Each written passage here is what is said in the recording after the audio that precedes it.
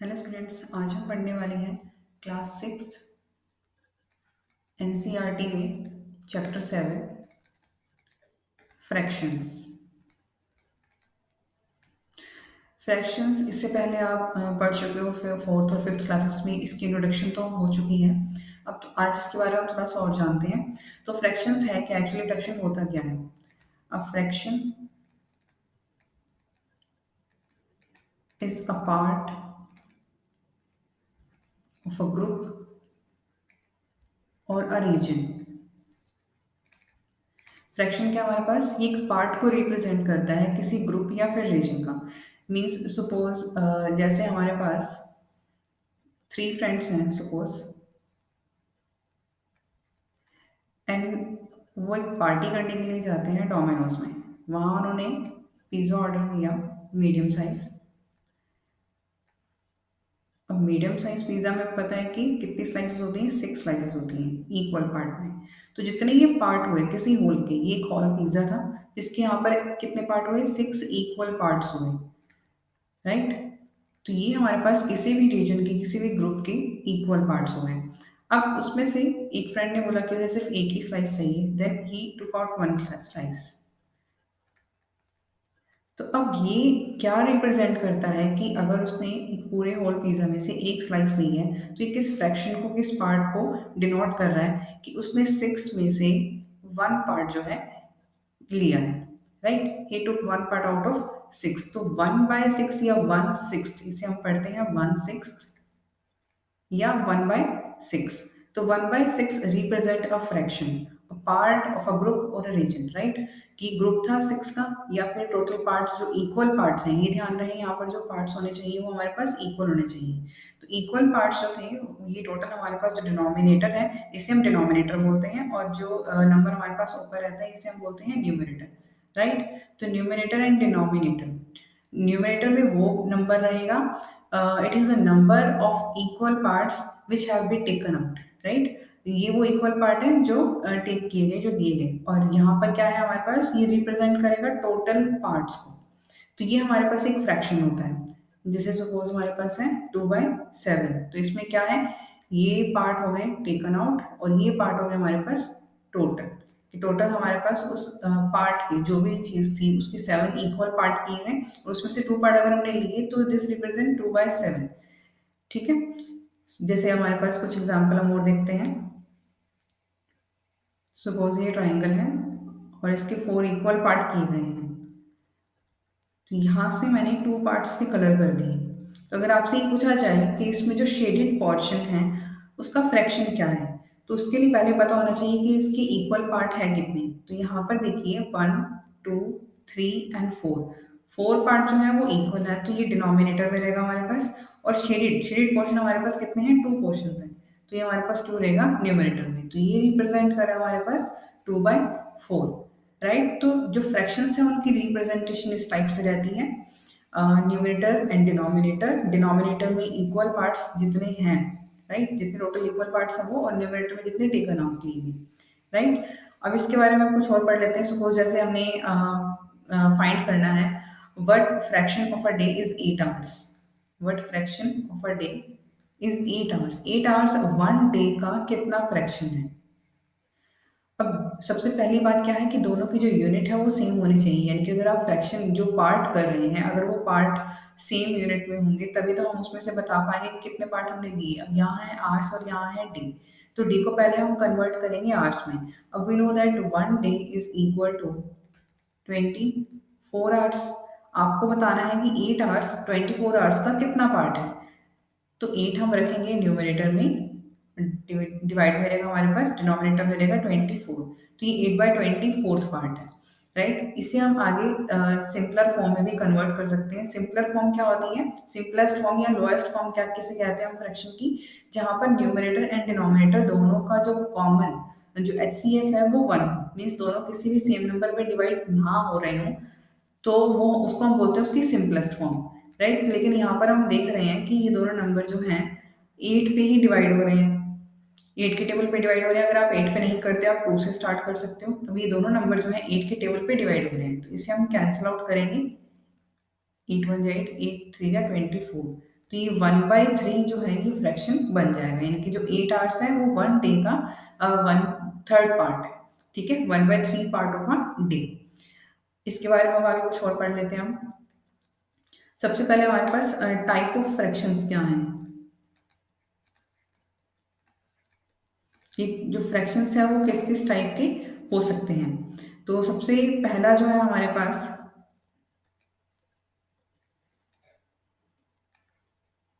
Proper fraction. Proper fraction क्या होता है? A proper fraction is a number representing part of a whole. Right, यहाँ पर क्या रहेगा कि जो न्यूमरेटर है, सबसे इजी वे क्या है इसको पहचानने का, कि इसमें जो न्यूमरेटर है वो लेस देन होगा डिनोमिनेटर से।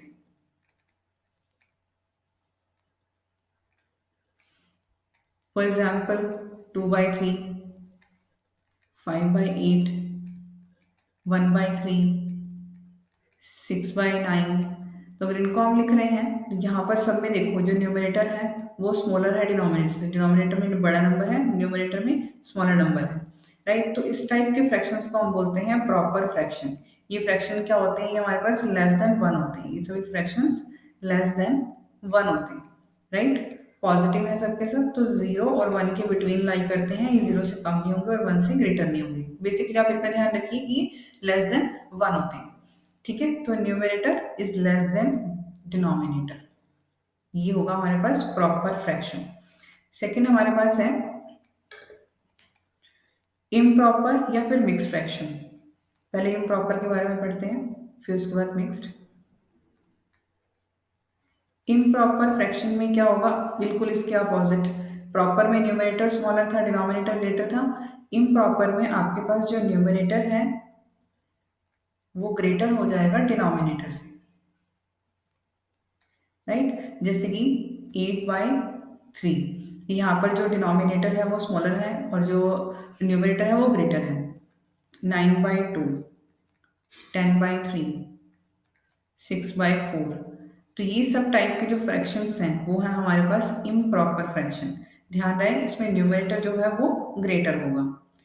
तो अब जिसमें न्यूमरेटर ग्रेटर आ जाता है हमारे पास, उसको हम आगे सॉल्व कर सकते हैं। कैसे सॉल्व कर सकते हैं, कैसे रिप्रेजेंट कर सकते हैं, उसके लिए हम पढ़ने वाले हैं मिक्स फ्रैक्शन। मिक्स फ्रैक्शन क्या होता है? ये कॉम्बिनेशन होता है, it is a combination of whole and a part, की होल और एक पार्ट का कॉम्बिनेशन होता है। कैसे? अब जैसे हम बात करें 8/3 की बात कर लेते हैं। 8/3 है हमारे पास।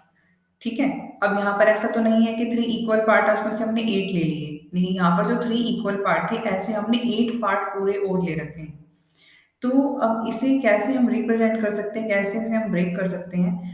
अब 3 पार्ट देखो, अगर मैंने ऊपर जो 8 है उसको मैंने डिवाइड किया, उसको मैंने ब्रेक करके लिखा, 3 + 3 6 हो गए और 2 अलग बच गई। मैंने 3 ही क्यों लिया? क्योंकि डिनोमिनेटर जो है वो 3 है, जो टोटल नंबर ऑफ पार्ट्स है वो 3 है यहाँ पर, तो मैंने इसको 3 के पार्ट्स में डिवाइड कर लिया।